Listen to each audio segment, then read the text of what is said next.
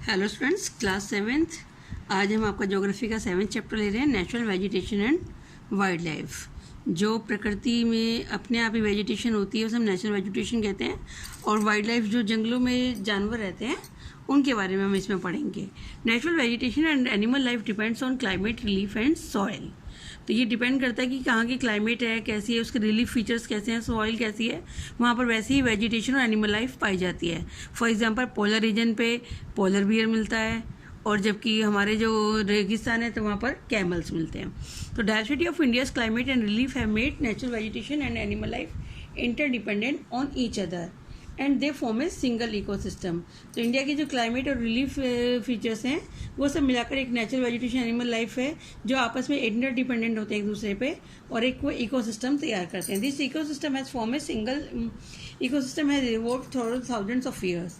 Indiscriminate meddling with the ecosystem cause harmful effects. Natural vegetation and animal life are also called flora and fauna.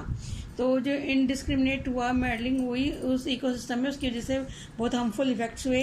और natural vegetation को हम कहते हैं flora और animal life को बोलते हैं fauna. India has a wide variety of natural vegetation ranging from tropical evergreen forest to desert vegetation. India में बहुत तरह के फॉरेस्ट हैं, ट्रॉपिकल एवरग्रीन भी है और डेजर्ट वेजिटेशन भी है।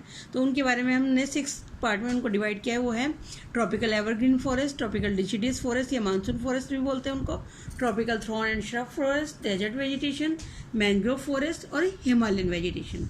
सबसे पहले हम पढ़ते हैं ट्रॉपिकल एवरग्रीन फॉरेस्ट के लिए, जो सदाबहार वन होते हैं। This type of vegetation is found in areas where rainfall is above 250 centimetre, जहाँ पे 250 सेंटीमीटर बारिश होती है और 25 से 27 डिग्री सेल्सियस उसका टेम्परेचर रहता है। वहाँ पर एवरग्रीन फॉरेस्ट मिलती है जिसके पत्ते पूरे साल हरे रहते हैं, इसलिए इनको हम एवरग्रीन फॉरेस्ट बोलते हैं।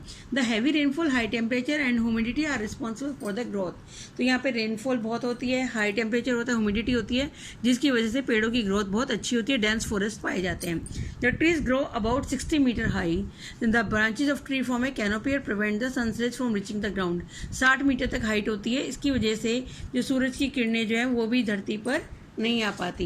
इन India most of these forest are found in the coastal side of the Western Ghat, north eastern hills and the Andaman Nicobar islands पे ये पाए जाते हैं। सेमी एवरग्रीन फॉरेस्ट जो है वो यहाँ पर लोअर रेनफॉल एरियाज में मिलते हैं, वेस्टर्न घाट में, उड़ीसा में, वेस्ट बंगाल में। और ये पेड़ कौन कौन से होते हैं? इबोनी, महोगनी, रोजवुड और रबर इसके एग्जाम्पल हैं। Bamboo bushes are also found in this forest. Tropical deciduous forest, this forest are also called monsoon forest भी बोलते हैं, क्योंकि ये मानसून वाले इलाके में होते हैं, भूमि दलदली होती है, इसलिए इसको डिसिडियस फॉरेस्ट बोलते हैं।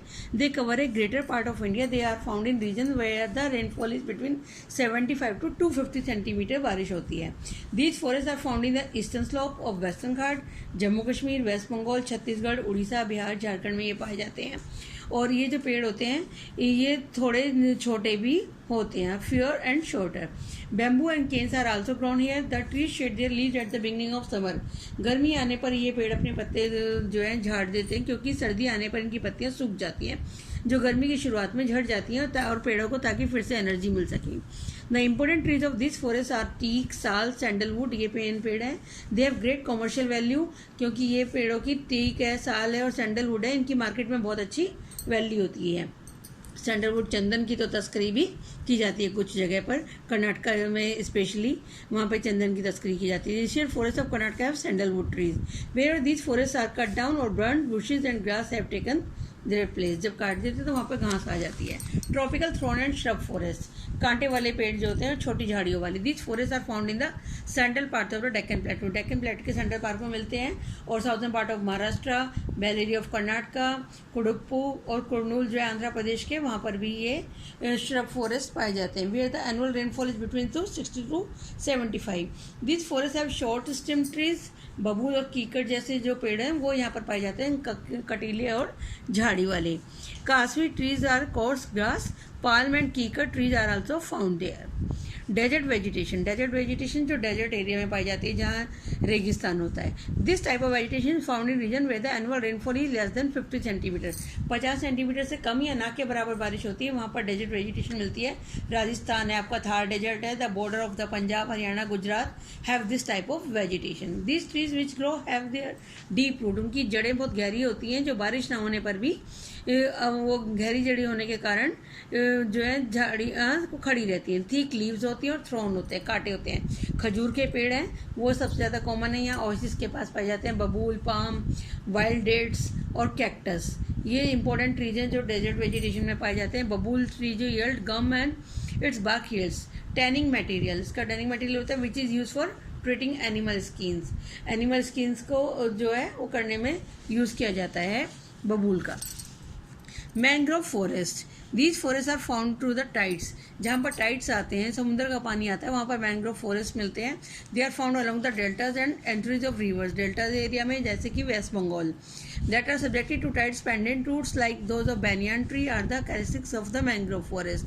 इनकी जड़ें बहुत लंबी होती हैं, वो जैसे कि आप बरगद के पेड़ पे भी देखते हैं। The deltas of rivers Ganga, Godavari, Mahanadi और Krishna have this forest. In the Ganges delta there are plenty of sundari tree, सुंदरी वृक्ष हैं, इन्हीं के नाम पर सुंदरवन डेल्टा का नाम पड़ा है, जो कि वर्ल्ड का सबसे बड़ा डेल्टा है। These trees are use for making furniture और बोट्स बनाने में काम में ली जाती है लकड़ी। This forest also yield firewood and tanning animals, tanning materials. Cane, palm और कंडेल जो है वो पेड़ यहाँ पे पाया जाता है। केन का जो फर्नीचर बनता है। हिमालयन और alpine vegetation, Himalayan alpine vegetation वो है जो पहाड़ों पर पाई जाती है, तो इसलिए हिमालयन वेजिटेशन भी बोलते हैं इसको। Different types of vegetation are found in the Himalayan mountains. The vegetation changes with altitude and rainfall, जैसे जैसे एल्टीट्यूड बढ़ता जाता है और बारिश की मात्रा बढ़ जाती है, वैसे वैसे ये वेजिटेशन चेंज होती जाती है। एल्टीट्यूड जितना बढ़ता है तो उसकी हाइट फिर बाद में उतनी ही कम होने लगती है। एल्टीट्यूड कहते हैं समुद्र से ऊंचाई को। The lower region of the Himalayas have tropical evergreen forest up to 1500 meter, जो मेन है वो 1500 मीटर की ऊंचाई तक पाए जाते हैं। टीक, साल, रोजवुड जो है वो इम्पोर्टेंट ट्रीज हैं। Temperate forest are found between the 1500 to 3650 meter तक पाए जाते हैं। Temperate forest they are also called coniferous forest भी बोलते हैं, क्योंकि इनके जो ऊपर होते हैं वो कोन की तरह शेप होती है। The important trees of this vegetation are silver fir, oak, spruce, laurel, chestnut etcetera.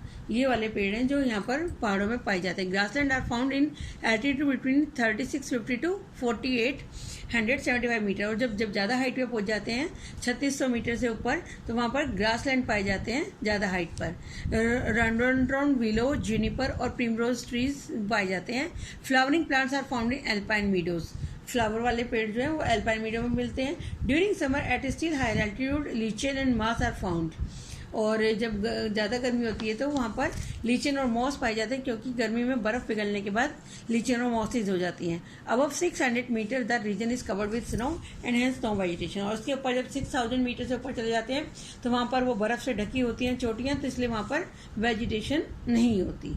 तो ये हमने आज वेजिटेशन के बारे में पढ़ा, इसके आगे हम फॉरेस्ट के बारे में पढ़ेंगे नेक्स्ट क्लास में। Thank you.